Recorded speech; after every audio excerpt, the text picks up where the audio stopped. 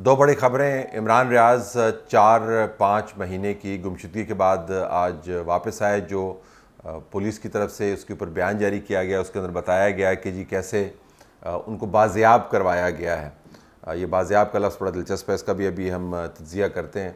इसके साथ बुशरा बेगम, इमरान खान की मौजूदा बीवी के जो साबिक हस्बैंड हैं ख़ावर मानिका साहब, उनको एयरपोर्ट पर से बाहर जाने की कोशिश में गिरफ़्तार कर लिया गया। उनके ऊपर शादी हाल बनाने का एक इल्ज़ाम है।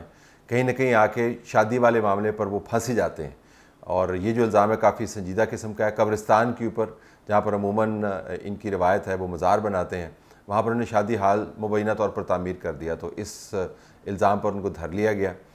अब इमरान रियाज का अगर आप मामला उठा के देखें, जिस तरह मैंने पहले गुजारिश की कि इसके ऊपर तमाम मीडिया के अंदर बड़ी बहस होती थी, ट्विटर स्पेस के अंदर बहुत बहस होती थी, सोशल मीडिया के अलावा पॉलिटिकल स्पेस में बहुत बहस होती थी। अमेरिका के अंदर जो पाकिस्तान तहरीक इंसाफ ने अपनी तरफ से एहतजाज किया और पाकिस्तान के अंदर होने वाले मामलात को ह्यूमन राइट्स की वायलेशंस करार दिया और बड़ी कैंपेन चलाई, उसके अंदर इमरान रियाज की तस्वीर आपको प्रोमिनेंटली नज़र आती थी। और बाज़ जगहों पर यह भी कहा जाता था कि इमरान रियाज अब मौजूद ही नहीं है, उनको खुदा न खासा किसी ने कत्ल कर दिया है और उनकी लाश कहीं दफना दी गई है और अभी वो कभी वापस नहीं आएंगे। इसके ऊपर भी ट्रेंड चलवाए गए।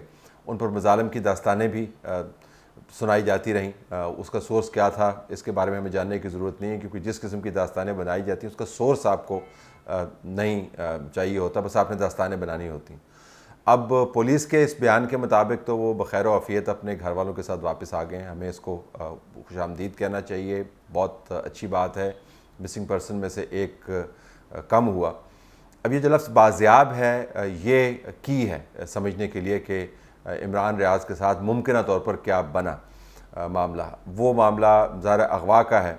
जो मेरी इतलात हैं वो ये कि जब जेल से बाहर निकले थे, कस्टडी से बाहर निकले थे, इस वक्त की बात नहीं, जब गायब होने से पहले, तो जिन लोगों से मिले थे उन लोगों के साथ मुसाफा वगैरह किया, उनके साथ सही तरीके से मिले और ज़ाहरन वो लोग इनको लेने के लिए आए थे। तब तक मेरी इतला के मुताबिक उस वक्त तक की वीडियो मौजूद है, ये डॉक्यूमेंटेड विजुअल एविडेंस मौजूद है कि वहाँ से निकलने के बाद ये अपने जानने वालों के साथ ही गए। उसके बाद इन पर क्या बनी, इसके ऊपर जिस तरह मैंने पहले गुजारिश की, बहुत ज़्यादा स्पेकुलेशन होती रही है।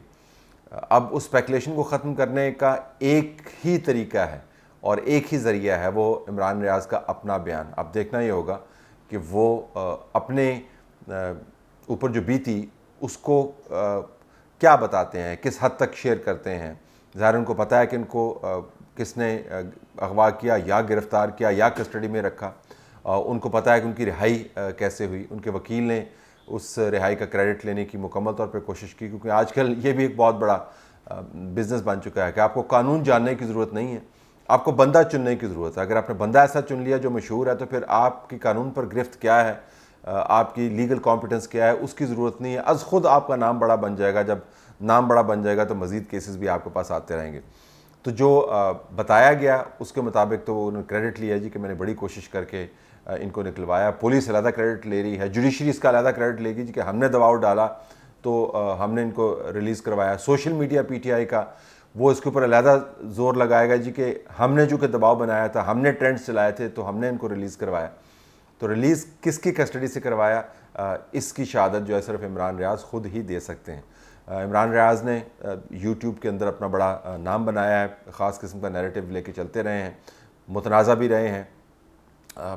जो कत्ल होने वाली ख़वातीन हैं उनमें से एक केस के बारे में तो ये तक कह दिया कि वो उस खातून के जिस किस्म के ताल्लुकात थे, जिस बंदे ने उनको कत्ल किया, बताना ये चाह रहे थे कि शायद उसकी वजह से उसका कत्ल हुआ। जो कातिल है उसके ऊपर जो इल्ज़ाम धरना चाहिए था, नकादों के मुताबिक वो इल्ज़ाम पूरा नहीं धरा। जो मकतूला है, जो बदतरीन अंदाज से कत्ल हुई थी, उसके ऊपर इल्ज़ाम धर दिया। इसके अलावा इमरान खान के दौर में जो लोग गिरफ़्तार होते रहे, जो मीडिया के ऊपर पहाड़ टूटे, उसकी जस्टिफिकेशंस भी इनकी वीलॉग्स के अंदर अवेलेबल हैं। फिर रियासत के ख़िलाफ़ बात करने का इल्ज़ाम भी इन पर लगा हुआ है। और जब ये ताकत में थे इमरान खान के साथ, तो जो लोग इमरान खान पर तनकीद करते थे उनको रियासत के ख़िलाफ़ बयानिया बनाने पर उनको ना सिर्फ तनबीह करते थे, बल्कि ये भी कहते थे कि इनके साथ जो हो रहा है वो बिल्कुल ठीक हो रहा है। तो मुतनाज़ा है, लेकिन फॉलोइंग बहुत है। तो उस फॉलोइंग को अब देखते हैं कि ये किस तरीके से इस्तेमाल करते हैं। और अपने बारे में क्या बताते हैं। एक इमेज अगर आपने अपने बारे में बना लिया है कि मैं हमेशा सच बोलता हूँ और अंदर की कहानी आपको बताता हूँ और बेखौफ व ख़तर मैं बात करता हूँ, तो अब उस इमेज का इम्तिहान भी आ गया है। अगर ख़ुद पर गुज़रने वाली कैफ़ियत को आप सही तरीके से डॉक्यूमेंट नहीं कर पाए, उसकी वजाहत नहीं दे पाए, और इसके बाद अगर आप उसी तरीके से काम नहीं कर पाए जिस तरीके से आप इससे पहले काम कर रहे थे, तो फिर चेमगोइयाँ जारी रहेंगी, अफवाह साजी जारी रहेगी। तो बेहतरीन तरीका ये है कि वेट किया जाए, पुलिस के ट्वीट को भी ज़्यादा संजीदगी से ना लिया जाए, एक्सेप्ट कि ये ऑफिशियल डॉक्यूमेंट है तो हमें इसके ऊपर कमेंट करना पड़ रहा है। तो हम इंतज़ार करेंगे कि इमरान रियाज़ क्या बताते हैं कि वो किसकी कस्टडी में थे और बाज़ियाबी का लफ्ज़ जो है पुलिस क्यों इस्तेमाल कर रही है, उनको किसने अगवा किया था, उनको किसने अपने पास रखा था, वो क्यों गायब थे, वगैरह वगैरह, और उसके बाद उनकी एडिटोरियल लाइन क्या होती है। अब ख़ावर मानिका के ऊपर आएँ। ख़ावर मानिका एक बड़ी दिलचस्प शख्सियत है। इनकी बेगम की इमरान खान से शादी का जो रनअप है, रनअप टू द मैरिज, वो भी बहुत एक दिलचस्प किस्म का रनअप है, ख़बर अंगेज़ किस्म का रनअप है। उसके अंदर किस किस्म के तनाज़े हैं वो अदलिया के अंदर मौजूद केसेस का हिस्सा बनते रहे हैं। इनकी अलहदगी कैसे हुई, इनकी तलाक कैसे हुई, उसके बाद बुशरा ने इमरान के साथ शादी कैसे की, ख़ावर मानिका और उनके बच्चे जो बुशरा से हैं वो इस तमाम कहानी का एक दिलचस्प किरदार रहे हैं। फिर जब इमरान खान के निकाह का मामला सामने आया तो ख़ावर मानिका ने, जब एक चैनल ने ख़बर ये ब्रेक की, तो ख़ावर मानिका ने झट से उसके ऊपर बीपर दिया, वीडियो अपना एक जारी किया। उसके अंदर उन्होंने उस चैनल पर उन रिपोर्टर्स पर लान तान की और उनको कहा कि अल्लाह की मार हो इनके ऊपर और ये तो झूठ का पलंदा है, वगैरह वगैरह, और निकाह के को मुकम्मल तौर पर रद्द कर दिया इन ख़बरों को। लेकिन जब ये फिर निकाह और शादी साबित हो गई तो उसके बाद ख़ावर मानिका ख़बरों से आपको ओझल होते हुए नज़र आए, लेकिन हकीकत में ओझल नहीं हुए। वो बनी गला के अंदर बाज़ ख़बरों के मुताबिक एक घर में क़याम पज़ीर थे। पंजाब में जो उखाड़ पछाड़ होती थी ब्यूरोक्रेसी की, वो बुशरा बेगम से अलहदा होने के बावजूद बहुत ताकतवर थे। बुशरा बेगम की और इनकी बेटी की जो शादी है सऊदी अरब में हुई, उसके अंदर वो मौजूद थे, तो इन स्टेप थे इमरान खान के साथ साथ साथ चलते रहे। जो करप्शन के इल्ज़ामात हैं वो बड़े संजीदा किस्म के हैं। जो मानिका साहब का सियासी, ज़ाती और प्रोफेशनल कैरियर है वो तज़ाद से भरा हुआ है, लेकिन तमाम अपने हल्का अहबाब में लोगों को डट जाने वाले, नारे से नवाजने वाले जो लोग हैं, जब वो चुपके चुपके भागने की कोशिश करते हैं तो हैरत भी होती है और अफसोस भी होता है कि इन्होंने कौम के लोगों को किस रास्ते पर लगाया और ख़ुद किस रास्ते पर चलते रहे। लोगों को कहते रहे कि बाहर आकर आप सड़कें भरें और इनकलाब लेके आएँ, और ख़ुद कब्रिस्तानों के ऊपर शादी हाल बनाते रहे।